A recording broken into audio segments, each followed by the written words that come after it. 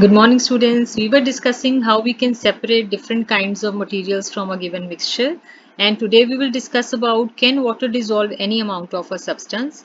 So in chapter 4, we found that many substances dissolve in water and form a solution. Students, dissolve होने का क्या मतलब होता है कि जब आप उस चीज़ को पानी के अंदर डालो और उस चीज़ पानी को स्टिर करो तो वो चीज़ कंप्लीटली उसके अंदर मिक्स हो जाए और बॉटम के ऊपर कुछ आपको ना नज़र आए और एक क्लियर ट्रांसपेरेंट सोल्यूशन वहाँ पे बन जाए तो हम उस चीज़ को क्या बोलते हैं that is soluble in water.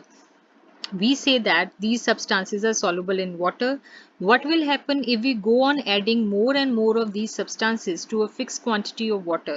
अब स्टूडेंट्स क्या होता है आप लोगों ने घर पे भी कभी आप लोग नींबू पानी बनाते हो तो क्या करते हो you add salt you add sugar into water and you dissolve it वो डिसॉल्व होता जाता है लेकिन आप अगर उसमें शुगर डालते जाओ अगर आप 2 स्पून एक ग्लास के अंदर एक टम्बलर के अंदर 2 की बजाय 10 स्पून 20 स्पून 40 स्पून जो है शुगर के या सॉल्ट के डाल दो तो आपको क्या लगता है कि क्या वो उसके अंदर डिसॉल्व होता जाएगा तो let us discuss about it. So there is an activity.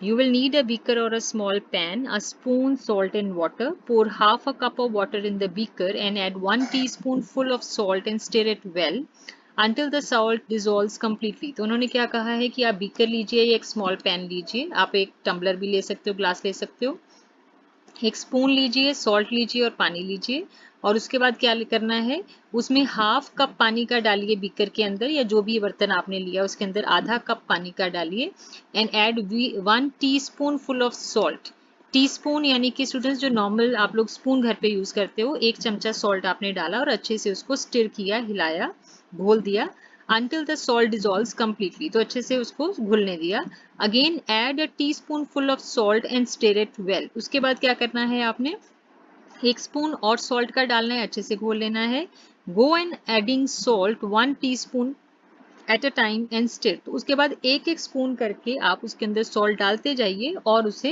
हिलाते जाइए घोलते जाइए After adding a few spoons of salt, do you find that some salt remains undissolved and settles at the bottom of the beaker?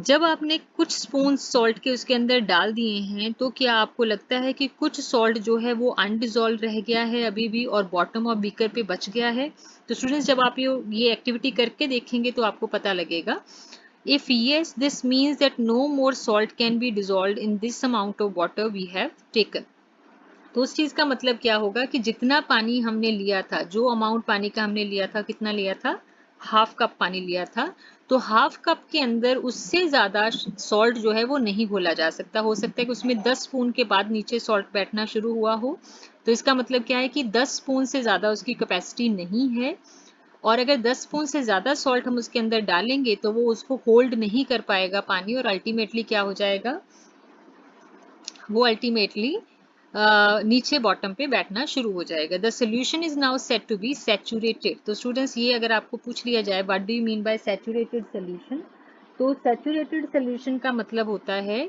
वो solution जिसके अंदर हमने जितना maximum salute यानी कि जिस चीज को उसके अंदर हम घोलना चाहते हैं जितना मैक्सिमम वो मटेरियल उसके अंदर जितना वो होल्ड कर सकता था वो सारा हमने घोल दिया है तो उस चीज को हम क्या बोलते हैं सैचुरेटेड सोल्यूशन बोलते हैं मान लो कि आपने हाफ कप वाटर लिया था और 10 स्पून सॉल्ट के डालने के बाद अब उससे ज्यादा वो होल्ड नहीं कर पा रहा है तो इसका मतलब है कि वो सोल्यूशन क्या हो चुका है सैचुरेट हो चुका है Here is a hint as to what might have gone wrong when Paheli tried to recover large quantity of salt mixed in sand.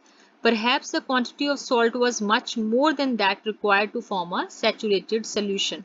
तो इससे पहले स्टूडेंट्स हमने डिस्कस किया था कि अगर हमारे पास सॉल्ट और सैंड का सोल्यूशन है तो हम उसे कैसे सेपरेट कर सकते थे हम उस मिक्सचर को सबसे पहले पानी में घोलेंगे जिससे सॉल्ट उसके अंदर घुल जाए क्योंकि सैंड जो है वो पानी में सॉल्युबल नहीं है वो नीचे बैठ जाएगी उसे हम फिल्टर आउट कर सकते हैं लेकिन उस एक्टिविटी में क्या था कि इट इज पॉसिबल कि हम सारा सॉल्ट जितना उस मिक्सचर के अंदर था सैंड और सॉल्ट के मिक्सचर के अंदर जितना सॉल्ट था हो सकता है कि हम सारे को रिकवर ना कर पाए हों क्योंकि हो सकता है कि जितना पानी हमने लिया था उसमें वो सारा सॉल्ट घुल ही नहीं पाया हो और वो फिल्ट्रेशन के दौरान वहां से बाहर निकल गया हो सो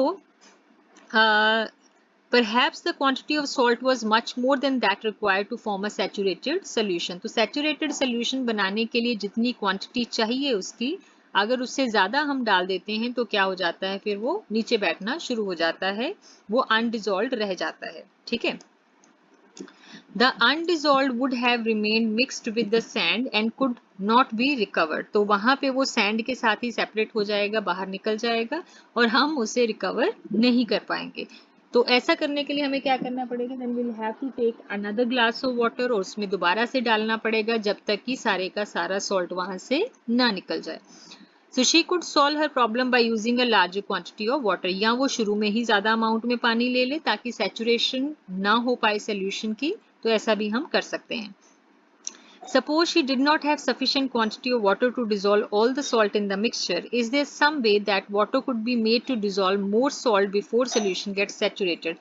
अब स्टूडेंट्स हम ये कंडीशन देखने लगे हैं कि क्या कोई सोल्यूशन के सैचुरेशन की जो पॉसिबिलिटी है उसे चेंज करने के लिए हम कुछ कर सकते हैं. जैसे हमने एग्जांपल ली थी कि हाफ कप वाटर था तो उसमें हम 10 स्पून मान लो, फॉर एग्जांपल मैं आपको बोल रही हूँ कि ये एग्जैक्ट वैल्यू नहीं है, मान लो कि 10 स्पून डालने के बाद वो सैचुरेट होता है.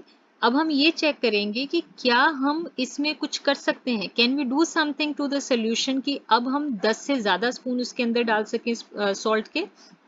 So let us try and help Haley out.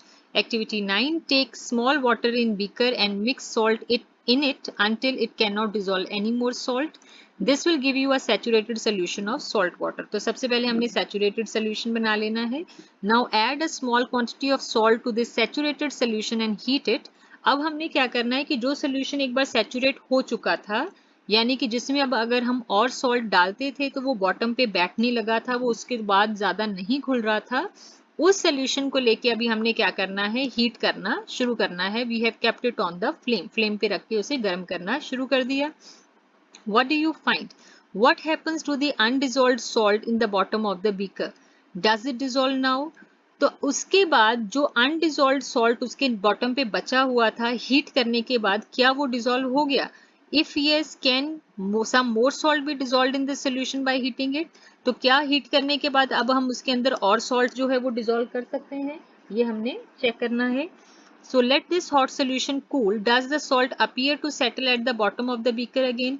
उसके बाद क्या करना है, उस सोल्यूशन को हमने ठंडा कर देना है और ठंडा करने के बाद अब देखिए जब गर्म किया था हमने और सॉल्ट डाला तो उसके अंदर घुल गया, ये हमें नजर आएगा. उसके बाद जब हमने उस सोल्यूशन को फिर से ठंडा होने दिया तो क्या होगा, again we will find the same situation. वो सैचुरेशन की जो उसकी पॉसिबिलिटी थी वो फिर से लोअर अमाउंट पे आ जाएगी और फिर से जितना एडिशनल सॉल्ट है वो बॉटम ऑफ द बीकर पे हमें नजर आएगा. Does salt appear to settle at the bottom of beaker again? The activity suggests that larger quantity of salt can be dissolved in water on heating. तो हमें क्या पता लग गया कि जो saturation की प्रॉपर्टी है उसको हम इफेक्ट कर सकते हैं, कैसे, बाय हीटिंग. जब हम उस चीज को हीट कर देते हैं तो उस चीज के सैचुरेट होने के लिए जो अमाउंट चाहिए हमें सॉल्ट का या शुगर का या कोई भी ऐसी चीज का, वो अमाउंट बढ़ जाता है. ठीक है. Okay, now let's come to this. Does water dissolve equal amount of different soluble substances? Let us find out. अब हमें ये पता है कि पानी के अंदर बहुत सारी चीजें घुल जाती हैं. हमने ये चेक करना है कि क्या पानी का सोल्यूशन सैचुरेट होने के लिए हमें हर एक चीज का इक्वल अमाउंट ही चाहिए. जैसे फॉर एग्जांपल हमने माना था कि सॉल्ट के में भी 10 स्पून लग रहे थे, जितना अमाउंट पानी का हमने लिया उसको सैचुरेट करने के लिए. क्या शुगर के केस में भी ऐसा ही होगा, क्या हम कोई और तीसरी कोई मटेरियल की चीज ले लें तो क्या उसके केस में भी ऐसा ही होगा, ये हमें चेक करना है. Now take 2 glasses and pour half a cup of water in each one of them.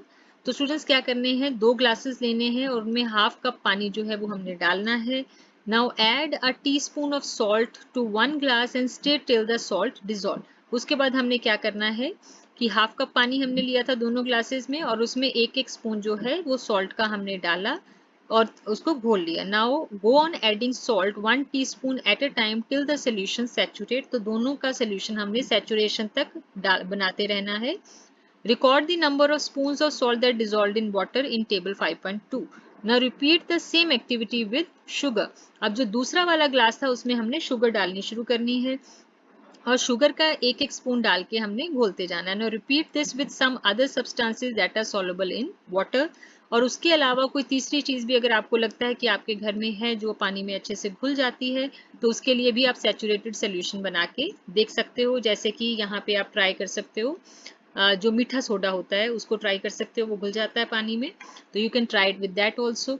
तो फिर आप चेक करो कि क्या हर केस में सैचुरेटेड सोल्यूशन बनाने के लिए एक जितना ही सॉल्ट लगता है, एक जितनी ही शुगर लगती है। अगर नहीं है तो क्या डिफरेंस है। So what do you notice from table 5.2? Do you find the water dissolve different substances in different amounts?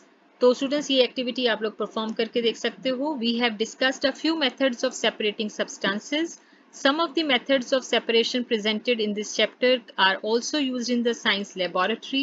तो स्टूडेंट्स इनमें से कोई मेथड्स जो हैं जो चीज़ों को सेपरेट करने के लिए हम लोग लैब में भी यूज़ करते हैं. We also learned the solution is prepared by dissolving substances in a liquid. A solution is said to be saturated if it cannot dissolve more substance in it. तो अगर आपसे पूछ लिया जाए कि saturated solution का मतलब क्या होता है, तो ये definition आ जाएगी. A solution is said to be saturated if it cannot dissolve more of the substance in it. All right, students. With this, our chapter is complete. इसके बाद exercise के questions हैं that we will take up. Thank you.